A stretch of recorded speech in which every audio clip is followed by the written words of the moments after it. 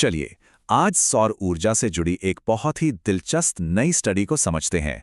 ये solar panel को बेहतर बनाने के एक ऐसे तरीके के बारे में है जिसके नतीजे सच कहूं तो काफी चौंकाने वाले हैं। अब देखिए, ये तो हम सब जानते ही हैं कि सोलर पैनल का सीधा साधा आइडिया क्या है। वो जितनी ज्यादा धूप में रहेंगे उतनी ज्यादा बिजली बनाएंगे। बहुत सिंपल लगता है ना?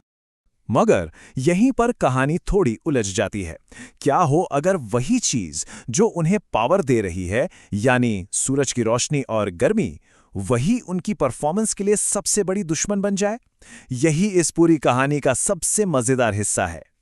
तो चलिए अब जरा गहराई में उतरते हैं और देखते हैं कि आखिर ये छिपी हुई दिक्कत है क्या, एक ऐसी प्रॉब्लम जिसके बारे में ज्यादातर लोग सोचते भी नहीं। तो फंडा बड़ा सिंपल है। जैसे जैसे एक सोलर पैनल का तापमान बढ़ता है, उसकी बिजली पैदा करने की ताकत कम होने लगती है। मतलब हमें सूरज की रोशनी तो चाहिए, पर उसकी गर्मी नहीं। अब इन स्लाइड पर जरा गौर कीजिए। ये असली डेटा है। लाल लाइन पैनल का टेम्परेचर दिखा रही है और नीली लाइन बिजली का आउटपुट। ध्यान से देखिए, दोपहर के वक्त जब टेम्परेचर यानी लाल लाइन अपनी पीक पर है, तो बिजली का प्रोडक्शन यानी नीली लाइन असल में नीचे गिरने लगती है, जबकि धूप उस समय भी तेजी होती है। तो भाई, इस ओवरहीटिंग की प्रॉब्लम का सल्यूशन क्या है?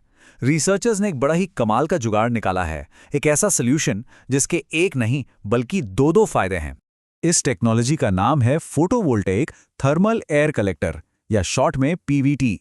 नाम थोड़ा टेक्निकल है, पर इसका काम बहुत सिंपल है। ये एक हाइब्रिड सिस्टम है जो न सिर्फ हवा से पैनल को ठंडा रखता है, बल्कि उस फालतू गर्मी को पकड़कर जमा भी कर लेता है, जिसे बाद में किसी और काम में इस्तेमाल किया जा सकता है। ये देखिए, इसका डिज़ाइन कितना सिंपल है। बाईं तरफ ये खाली कलेक्टर बॉक्स है और दाईं तरफ दिखाया गया है कि कैसे ये किसी भी सोलर पैनल के ठीक नीचे फिट हो जाता है, बहुत आसानी से। और ये काम कैसे करता है? अरे बहुत ही बढ़िया तरीके से। एक छोटा सा पंखा ठंडी हवा को अंदर खींचता है। ये हवा पैनल के नीचे से गुजरकर उसकी सारी गर्मी सोख लेती है और फिर ये गर्म हवा दूसरी तरफ से बाहर निकल जाती है। समझिए, ये पैनल के लिए एक तरह का रेडिएटर है। ठीक है, कागज पर तो ये सब बहुत अच्छा लगता है, पर असल दुनिया में क्या हुआ? इसको टेस्ट करने के लिए एक बहुत ही जरूरी एक्सपेरिमेंट किया गया। तो इसके लिए एक एक्सपेरिमेंट किया गया कैमरून में, जहां का मौसम बहुत गर्म और नमी वाला होता है। ये कोई लैब में किया गया टेस्ट नहीं था। यहां उन्होंने आम सोलर पैनल्स को इस नए पीवीटी सिस्टम वाले पैनल्स के साथ रखकर देखा, ताकि पता चले कि असल में क्या फर्क पड़ता है। पर हुआ ये कि एक्सपेरिमेंट में एक ऐसी बात सामने आई जिसकी किसी ने उम्मीद नहीं की थी। कभी कभी एक अच्छा आइडिया भी अगर सही से काम ना करे तो उल्टा पड़ जाता है, और यहां ठीक वही हुआ। यहां पर एक बहुत जरूरी सवाल उठता है, क्या होगा अगर वो कूलिंग फैन, वो पंखा बंद हो जाए? और इसका जवाब हमें सीधा रिसर्च पेपर से मिलता है, और वो भी बिल्कुल साफ शब्दों में। ये सिस्टम एक हीट ट्रैप बन जाता है, जिससे परफॉर्मेंस एक नॉर्मल सोलर पैनल से भी बदतर हो जाती है। और ये डेटा देखिए, ये इस बात का पक्का सबूत है। बिना हवा के उस कलेक्टर बॉक्स ने सारी गर्मी को अंदर ही कैद कर लिया, जिससे टेम्परेचर 58 डिग्री सेल्सियस तक पहुंच गया, और नतीजा बिजली का प्रोडक्शन धड़ाम से नीचे आ गया। असल में ये सिस्टम एक नॉर्मल सोलर पैनल के मुकाबले 2.2% कम बिजली बना रहा था। मतलब सुधार तो छोड़िए, ये तो उल्टा परफॉर्मेंस को और भी ज्यादा खराब कर रहा था। पर अब आता है कहानी का सबसे मजेदार और सबसे चौंकाने वाला हिस्सा। जब सिस्टम को ठीक से चलाया गया तो जो नतीजे आए वो किसी ने सोचे भी नहीं थे। एक अंडरडॉग एक चैंपियन बनकर उभरा। तो पहली बात तो ये कि जब पंखा चल रहा था तो सब कुछ प्लान के हिसाब से था। कूलिंग सिस्टम ने पैनल के टेम्परेचर को कंट्रोल में रखा, जिससे बिजली का प्रोडक्शन लगातार हाई बना रहा। वहीं दूसरी तरफ नॉर्मल पैनल गर्मी से जूझता रहा। अब इस चार्ट को देखिए, क्योंकि असली कहानी यही है।